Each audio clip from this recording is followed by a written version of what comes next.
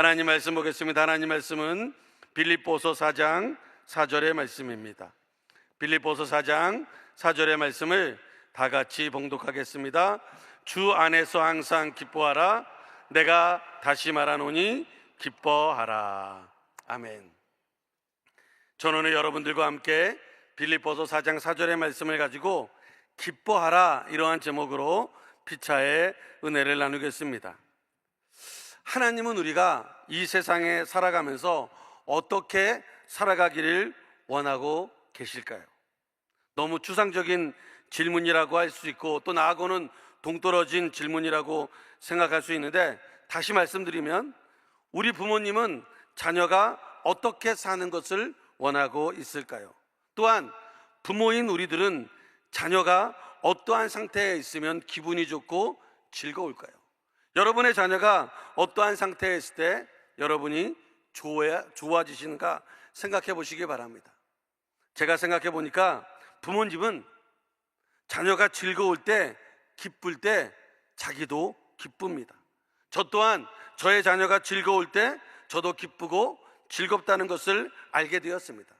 마찬가지로 하나님은 우리가 걱정 근심 없이 기쁘고 즐겁게 살 때 하나님도 기뻐하시는 것입니다. 왜냐하면 이 세상의 모든 아버지와 어머니의 마음은 자녀들이 기쁘고 즐겁고 행복하게 살기를 원하고 있기 때문입니다. 그래서 아이들이 진로 문제나 어떠한 선택의 기로에 섰을 때 네가 가장 기뻐하고 네가 가장 즐거워하고 네가 가장 행복할 길을 선택하라고 이야기하고 있는 것입니다. 자녀들이 기뻐하지 않고 심각하고 시무룩하고 걱정이 가득 차 있고 우울해 있으면 부모님이 그 자녀보다 더욱 걱정하고 더욱 우울해지는 것입니다. 그러므로 우리의 아버지 되시는 하나님께서도 우리가 기쁘게 서로 사랑하고 걱정 근심 없이 서로 용서하고 또 서로 감사하며 사는 것을 원하고 있는 줄을 믿으시기 바랍니다. 하나님께서 온 세상을 창조하셨을 뿐만 아니라 그 중에 에덴 동산을 창조하셨습니다. 그곳은 부족한 것이 하나도 없는 그런 동산이었습니다. 아담과 하와가 그곳에 살면서 대출 때문에 걱정했다, 카드값 때문에 걱정했다, 먹고 사는 것 때문에 근심하거나 걱정했다는 말이 나오지 않습니다. 에덴 동산을 나오고 나서는 걱정과 근심이 있었습니다. 그러나 에덴 동산에서는 그런 걱정이 없었습니다. 왜냐하면 하나님이 그렇게 만들어 놓으셨기 때문입니다. 걱정, 근심, 염려가 없는 것으로 에덴 동산을 만드신 것입니다. 왜냐? 하나님이 그의 자녀에게 모든 것을 구비되어져 있게 만들어 놓았기 때문입니다. 아담과 하와가 선악과만 건들지 않으면 모든 것을 다 얻을 수 있는 그런 곳이었습니다. 왜 에덴 동산을 하나님께서 그렇게 만드셨을까요? 하나님은 아담과 하와 그의 후손들이 기쁨 속에서 살기를 원하셨기 때문에 그러한 곳을 창조하셨고, 인간에게 여기에서 기쁘게 살라고 거기에 아담과 하와를 놓으신 것입니다. 마치 부모님이 자기의 자녀들을 위해서 이것도 준비하고 저것도 준비하고 여러 모양으로 모든 것을 준비하는 것과 같은 것입니다. 여기에서 우리가 어떻게 살기만 하면 되느냐? 하나님이 원하시는 대로 하나님의 말씀을 따라 기쁘게 살면 되는 것입니다. 행복하게 살면 되는 것입니다. 이것이 바로 하나님이 우리를 창조하신, 인간을 창조하신 하나님의 뜻인 것임을 믿으시기 바랍니다. 오늘 성경에 보면 빌립보서는 바울이 빌립보 교회에 보낸 편지입니다. 어디에서 보냈냐라고 하는 것이 중요한데 바로 바울이 감옥에서 보낸 편지입니다. 바울이 감옥에서 보낸 편지가 에베소서, 빌립보서, 골로새서, 빌레몬서라고 합니다. 그래서 이 네 서신서를 옥중서신이라고 분류를 합니다. 하여간 지금 바울이 어디에 있습니까? 바로 감옥에 있습니다. 언제 죽을지, 언제 풀려날지 전혀 모르는 신세입니다. 자기의 앞날에 대한 희망이 없습니다. 그러므로 굉장히 답답하고 괴로웠을 것입니다. 또 그 감옥은 배가 고픈 곳입니다. 감옥의 차가운 냉기가 뼛속까지 스며드는 그런 곳이고, 자유가 없고 구속과 억압만이 있는 그런 곳입니다. 감옥에 갇힌 바울의 고통은 말로 다 표현할 수가 없을 것입니다. 이런 바울에게 환경적으로 무슨 기쁨이 있겠습니까? 여러분, 우리가 차를 타고 가다가도요, 내가 분명히 규정속도를 지키고 가고 있는데 옆에 경찰차만 딱 보면요 가슴이 콩닥콩닥 뜁니다. 내가 뭐 잘못한 건 아닌가? 이 차가 나 따라오는 거 아닌가? 왜 내 뒤에 따라오는지 모르겠다. 내가 속도를 넘어낸 게 아닌가? 그래서 속도계를 보고 위에 표지판을 봐도 내가 잘못한 게 하나도 없습니다. 그럼에도 불구하고 옆에 경찰차만 붙거나 뒤에 경찰차만 붙으면 불안한 게 사실입니다. 그래서 되도록이면 경찰차와 같이 가지 않으려고요, 차선도 바꾸고 속도도 한참 늦었다가 경찰차가 딱 지나가면 그때서야 마음이 안정되어서 어느 정도 움직이는 것이 우리들의 마음입니다. 그런데 지금 바울이 어디에 있습니까? 감옥에 있습니다. 발은 착고에 채워져 있습니다. 어디에도 평안이 없습니다. 모든 것은 구속으로 압박으로 채워져 있습니다. 환경은 바울을 짓누를 기세로 달려들고 있습니다. 환경이 너무나 무섭습니다. 힘이 드는 환경입니다. 그런데 정말 신기한 것은 바울에게는 기쁨이 있었다는 것입니다. 찬송이 있었다는 것입니다. 감사가 있었다는 것입니다. 사도행전 16장 24절로 25절에 이렇게 말합니다. 그가 이러한 명령을 받아 그들을 깊은 옥에 가두고 그 발을 착고에 든든히 채웠더니 한밤중에 바울과 실라가 기도하고 하나님을 찬송하며 죄수들이 듣더라 말하고 있습니다. 감옥에서 바울은 기도하고 찬송했습니다. 또한 빌립보서 1장 12절에도 이렇게 말합니다. 형제들아, 내가 당한 일이 도리어 복음 전파에 진전이 된 줄을 너희가 알기를 원하노라. 내가 당한 일이 무엇입니까? 자기가 지금 감옥에 간 일이 복음 전파에 진전을 이루고 있다는 것입니다. 그 당시에 바울이 감옥에 간 것 때문에 한편에서는 바울이 담대하게 예수님을 전했으니 우리도 감옥에 갈 그 각오를 가지고 담대하게 전해야 한다는 이야기를 하는 사람들이 있었습니다. 또 다른 편에서는 너무 무모하게 복음을 전하다가 잡히게 되었다고 하면서 이거는 도리어 복음 전파에 도움이 되지 않는다라고 이야기를 하였습니다. 그렇게 갑론을박하고 있는 빌립보 교인들을 향해서 바울은 정확하게 선언하는 것입니다. 빌립보서 1장 18절에 그러면 무엇이냐? 거칠애로 하나 참으로 하나 무슨 방도로 하든지 전파되는 것은 그리스도니 이로써 나는 기뻐하고 또한 기뻐하리라. 자기가 비록 감옥에 갇혀 있으나 이로써 전파되는 것은 바로 그리스도이기 때문에 나는 기뻐하고 기뻐한다는 것입니다. 이것이 바로 복음 전파의 기림에 나는 다른 것이 필요 없다. 내가 지금 힘들고 어려운 환경에 있음에도 불구하고 기뻐한다는 것입니다. 그러면서 빌립보 교인들에게 너희들도 기뻐하라고 권면하고 있는 것입니다. 이 고통 가운데 있는 나도 기뻐하는데 너희들은 기뻐해야 하지 않겠느냐 하는 것입니다. 너희가 나처럼 이렇게 고문을 당하고 자유가 억압되는 그런 상황에 처해 있지 않지 않느냐, 이제 기뻐하라는 것입니다. 왜 이렇게 이야기할 수 있습니까? 그리고 바울이 이러한 고통스러운 환경 속에서도 기뻐하는 그 기쁨은 어디에서 온 것입니까? 첫째가 이것입니다. 주 안에서 항상 기뻐하는 것입니다. 빌립보서 4장 1절에 보면 이렇게 말합니다. 그러므로 나의 사랑하고 사모하는 형제들아, 나의 기쁨이여 면류관인 사랑하는 자들아, 이와 같이 주 안에 서라 말하고 있습니다. 그가 주님 안에 있었기 때문입니다. 바울이 주 안에 서 있었기 때문이라고 말하고 있습니다. 바울이 환경의 구애를 받지 않고 기뻐할 수 있는 것은 주님 안에 있었기 때문입니다. 그래서 바울은 빌립보서 4장 2절에 연이어 이렇게 말합니다. 내가 유오디아를 권하고 순두개를 권하노니 주 안에서 같은 마음을 품으라 말하고 있습니다. 빌립보 교회에 유오디아와 순두개가 서로 싸움을 하고 있었거든요. 아까 말했듯이 이것이 맞다 이것이 맞다 서로 투쟁과 분쟁을 하고 있었거든요. 그래서 주 안에서 같은 마음을 가지라. 오직 복음 전파라고 하는 그리스도의 복음이 증거되어지는 것으로 기뻐하는 그 마음을 가지라는 것입니다. 주 안에 있는 것이 가장 중요하다는 것입니다. 그래서 기뻐할 수 있고 즐거워할 수 있고 찬송할 수 있고 감사할 수 있고 기도할 수 있다는 것, 이 모든 것이 주님 안에 있기 때문에 가능한 것입니다. 바울은 지금 감옥에 있지만 그의 마음은 지금 어디에 있습니까? 바로 주님 안에 있습니다. 주님 안에 있고 그가 주님 안에 있고 주님이 그 안에 있는 것입니다. 바울은 여기가 감옥이라는 것을 절대로 강조하지 않았습니다. 오히려 그는 기뻐하고 있다는 것을 강조하고 있습니다. 바울은 지금 감옥에 있지만 평안한 마음이 있습니다. 왜 그렇습니까? 하나님이 바울 안에 거하고 바울이 하나님 안에 거하고 있기 때문에 바울에게는 하나님의 평강이 그를 지배하고 있는 것입니다. 오늘 본문은 바울이 빌립보 교인들에게 쓴 것이지만 어찌 보면 바울 자신의 자기 고백이라고 말할 수 있습니다. 나는 감옥에 있어도 이렇게 평안하다, 기쁘다, 감사하다. 그러므로 너희도 이렇게 평안하기를 바란다. 그렇게 평안하라면 이렇게 살아야 된다. 그것은 곧 무엇이냐? 주님 안에 살아야 되는데 그 주 안에서 어떤 일을 해야 되냐? 빌립보서 4장 4절 오늘 본문이 그 답을 말하고 있습니다. 주 안에서 항상 기뻐하라. 내가 다시 말하노니 기뻐하라 말하고 있습니다. 여러분, 성경은 66권으로 되어 있지만 그 성경이 인간의 모든 것과 인류의 역사와 인류의 모든 상황을 적어놓은 것이라는 것을 우리가 믿고 있습니다. 왜냐하면 하나님께서 더 많은 것을 적어놓게 하지 않으시고 이렇게 66권, 이렇게 한 권으로 끝을 맺었습니다. 불교에서는 뭐 한 권이 아니에요. 8만 대장경이라고요. 엄청나게 많은 것을 해놓았습니다. 그래야 인생의 많은 경우들에 적용을 하기 때문에 그렇다고 합니다. 그런데 성경은 그렇지 않습니다. 우리 기독교는 이렇게 책 한 권으로 끝나게 해놓으셨습니다.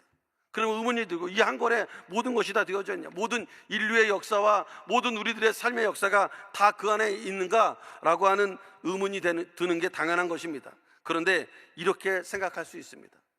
이 한 권으로 충분하다는 것입니다. 왜냐하면 이 한 권이면 모든 경우를 대비할 수 있다는 것입니다. 이 한 권은 우리에게 주신 분이 누구이기 때문에?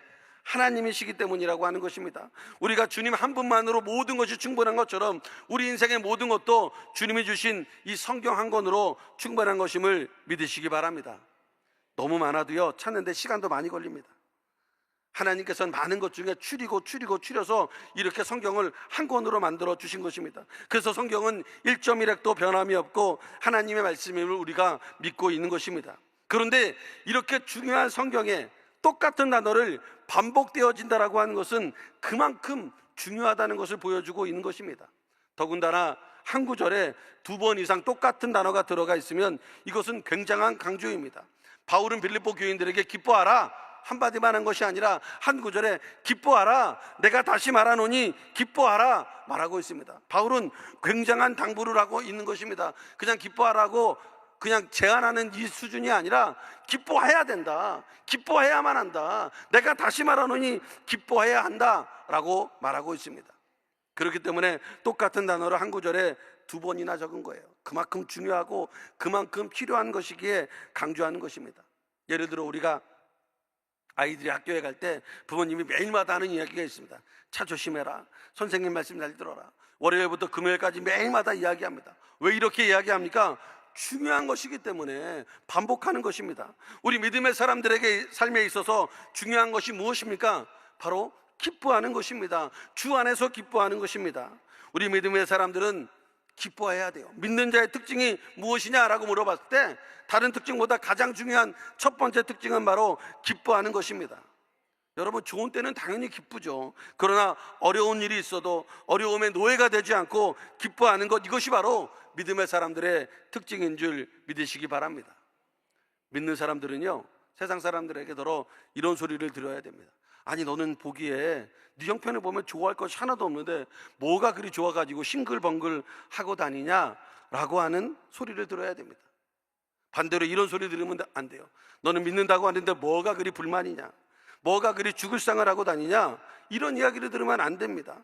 쟤는 항상 웃고 다닌다, 항상 싱글벙글이다, 무슨 좋은 일이 있는지 모르겠는데 쟤만 오면 여기에 웃음꽃이 피고 쟤만 오면 여기에 좋은 일이 벌어진다 라고 하는 말을 들어야 돼요. 쟤만 오면 여기에 트러블이 생긴다, 쟤만 오면 우리 구역에 우리 가정에 문제가 생긴다, 이런 이야기를 들어서는 안 된다는 것입니다. 여러분, 이것이 아주 중요한 내용입니다. 왜냐하면 하나님 앞에 예배드리고 주님 앞에 기뻐하는 것이야말로 하나님의 뜻이기 때문에 그렇습니다. 환경에 의해서 기뻐하는 것이 아니라 마음에 의해서 기뻐하는 것입니다. 왜냐하면 그 마음에 주님이 계심으로 참된 기쁨 가운데 거하는 여러분 되시기를 주님의 이름으로 축원해 드립니다.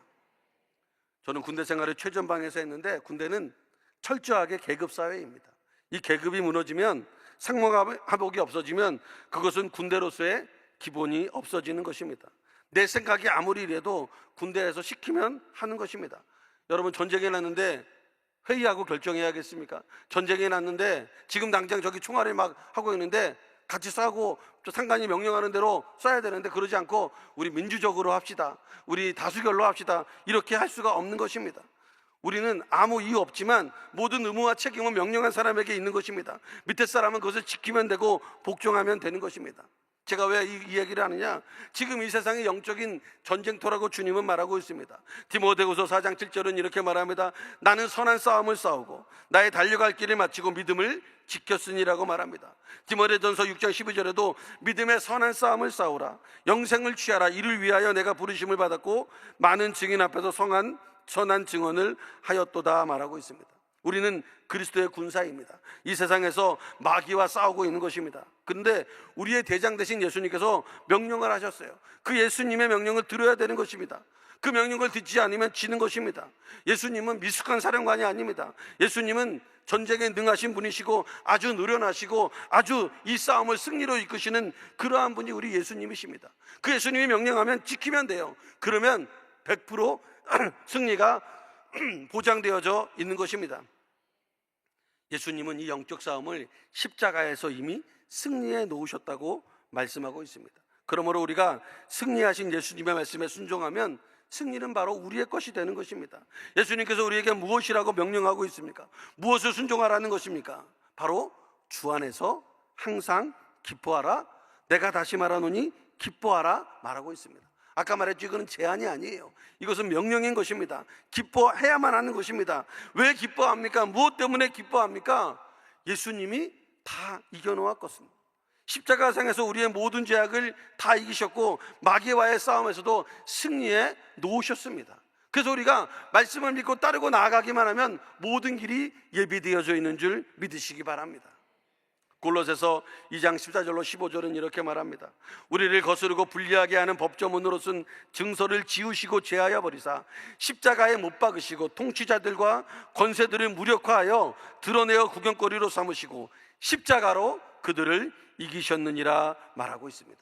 십자가로 이기신 것입니다. 또한 예수님께서 요한복음 19장 30절에 이렇게 말합니다. 예수께서 신포도주를 받으신 후에 이르시되 다 이루었다 하시고 먹이를 숙이시니 영원히 떠나가시니라 말하고 있습니다. 예수님은 십자가상에서 다 이루신 것입니다. 십자가상에서 다 승리하신 것입니다. 우리의 과거와 현재와 미래의 모든 것을 이미 승리해 놓으신 것입니다. 그러므로 우리는 주님의 승리를 바라보아야 하는 것입니다. 이미 승리하신 주님을 바라보고 나아가야 하는 것입니다. 지금 당장 힘들고 어려워도 결론은 무엇입니까? 승리가 되어져 있습니다. 그러므로 기뻐할 수 있는 것입니다. 또한 승리하신 주님께서 저희들이 이 세상을 살아가는 동안 마귀와 영적 전투에서 승리를 해주시고 계시는 것을 믿어야 하는 것입니다. 그러므로 우리의 이 세상의 모습은 기뻐하는 모습입니다. 세상 사람들은 모릅니다, 이 승리를. 그러나 우리는 알고 있습니다. 최후의 승리가 우리에게 있음을 알고 있기 때문에 웃음 지을 수 있고 기뻐할 수 있고 하나님께 찬양할 수 있는 것입니다. 지금 당장 지고 있는 것처럼 보입니다. 지금 당장 어려운 것처럼 보입니다. 지금 당장 감옥에 있는 것처럼 보입니다. 지금 당장 억압이 있는 것처럼 보입니다. 그러나 아직 게임이 끝나지 않았습니다. 아직 계주 중에 있는 것입니다. 그런데 이제 이기게 되는 것입니다. 각본이 그렇게 짜여져 있습니다. 왜냐하면 예수님께서 십자가를 지셨기 때문입니다. 예수님께서 다 이루어 놓으셨기 때문입니다. 예수님께서 승리하셨기 때문입니다. 그러므로 우리는 기뻐해야 하는 것입니다. 슬퍼할 필요가 없습니다. 왜? 예수님이 승리하셨기 때문에. 이 편지를 쓰고 있는 바울의 심령도 바로 그러한 것입니다. 자기가 비록 감옥에 갇혀 있습니다. 억압을 받고 있고 고문을 받고 있고 구속되어져 있습니다. 그럼에도 불구하고 그의 심정은 기쁨으로 충만했습니다. 이 편지를 쓸 때 사도 바울의 형편을 생각하면 이런 편지를 쓸 수 없었을 것입니다. 그러나 그는 기뻐했습니다. 로마 감옥에 손에는 고랑을 차고 발에는 착고를 차고 침울한 감방에 있었고 수감 생활은 고독한 생활이었을 것입니다. 그럼에도 불구하고 그는 기뻐했습니다. 바로의 몸은 감옥에 있었지만 그의 마음은 주님 안에 있었기 때문입니다. 그러므로 그의 심령은 기쁨으로 충만했고 이렇게 기쁨의 편지를 쓰게 된 것입니다. 주 안에서 기뻐하라, 항상 기뻐하라, 내가 다시 말하노니 기뻐하라 말하고 있는 것입니다. 그래서 우리들도 주님 안에서 기뻐해야 되는 것입니다. 그냥 아무렇게나 기뻐하는 것이 아니라 주님이 승리하셨다는 걸 믿고 의지하기 때문에 기뻐하는 것입니다. 이곳에 있는 모든 분들이 힘들고 어려운 상황에 있을 줄 압니다. 그러나 그 모든 것들은 지나가는 것입니다. 아직 끝나지 않았습니다. 하나님께서 우리들에게 승리를 허락해 주신 것은 만고불변의 진리인 것입니다. 우리의 몸이 비록 힘들고 어려운 상황에 빠져 있고 우리의 생각이 그러한 쪽으로 향하고 있을지라도 우리의 영은 갇혀있지 않은 것입니다. 그의 영은 주 안에 있는 것입니다. 그러므로 그 모든 것을 주님의 생각으로, 주님의 뜻으로, 주님의 행동으로, 주님의 말씀으로 나아가야 되는 줄 믿으시기 바랍니다. 갈라디아서 2장 20절은 이렇게 말합니다. 내가 그리스도와 함께 십자가에 못 박혔나니 그런즉 이제는 내가 사는 것이 아니요 오직 내 안에 그리스도께서 사시는 것이라. 이제 내가 육체 가운데 사는 것은 나를 사랑하사 나를 위하여 자기 자신을 버리신 하나님의 아들을 믿는 믿음 안에서 사는 것이라 말하고 있습니다. 내 안에, 주님 안에 있기 때문에 그리스도께서 사시는 것입니다. 다시 말하면 그리스도와 함께 산다는 것입니다. 사도 바울은 그리스도와 함께 살았다고 말하고 있는 것입니다. 그의 영은 그곳이 어디든지 하나님 안에서, 믿음 안에서, 주 안에서 말씀하고 있는 것입니다. 요한복음 15장 4절도 이렇게 말합니다. 내 안에 거하라 나도 너희 안에 거하리라. 가지가 포도나무에 붙어있지 아니하면 스스로 열매를 맺을 수 없음같이 너희도 내 안에 있지 아니하면 그러하리라 말하고 있습니다. 바울이 감옥에 있으면서도 기뻐할 수 있는 이 기쁨은 바로 주님 안에서입니다. 그래서 우리가 주님 안에 있어야 됩니다. 그래서 우리가 이렇게 예배 드리는 것이고 이 아침에 주님께 나와 매달리는 것입니다. 내가 주님 안에 있기 때문에 기뻐할 수 있는 것입니다. 우리에게는 세상 사람들이 알 수 없는 비밀스러운 기쁨이 있는 것입니다. 그것을 바로 우리는 은혜라고 말하는 것입니다. 이 기쁨은 세상에 주는 기쁨과 근본적으로 다릅니다. 언제나 마음속에 강물처럼 흐르는 기쁨입니다. 조그만 천은 비가 오면 물이 흐르지만 가뭄이 들면 그게 다 말라버립니다. 세상의 기쁨은 이와 같은 것입니다. 뭔가 좋은 일이 있으면 기뻐하지만 어려운 일이 있으면 말라버리는 것입니다. 그러나 하나님이 우리 안에 은혜로 주신 기쁨은 비가 오나 오지 않으나 언제나 강물이 흐르듯이 기쁨이 존재하는 것입니다. 그러므로 이 기쁨은 즐거우나 괴로운 일이 있으나 언제나 기쁨이 있는 것입니다. 그게 바로 은혜인 것입니다. 은혜 받은 자에게는 기쁨이 있습니다. 은혜 받은 자에게는 은혜를 깨닫는 자에게는 기쁨이 있는 것입니다. 바라겠는 오늘 이 자리에 나온 모든 분들이 바울이 말씀하신 것처럼 주 안에서 항상 기뻐하는, 그리고 다시 말하노니 기뻐하라는 그 말씀을 붙잡고 어떠한 환경 속에서도 기뻐하며 나아가는 여러분들이 되시기를 주님의 이름으로 축원을 드립니다. 기도하겠습니다. 이 시간 몸이 아프신 분은 아픈 곳에 손을 얹어 주시기 바랍니다. 마음에 소원이 있는 분은 가슴에 손을 얹어 주시기 바랍니다. 제가 여러분들을 위하여 기도하겠습니다. 사랑과 애가 많으신 참 좋으신 아버지 하나님, 오늘도 저희들에게 기뻐하라고 말씀해 주심을 진심으로 감사드립니다.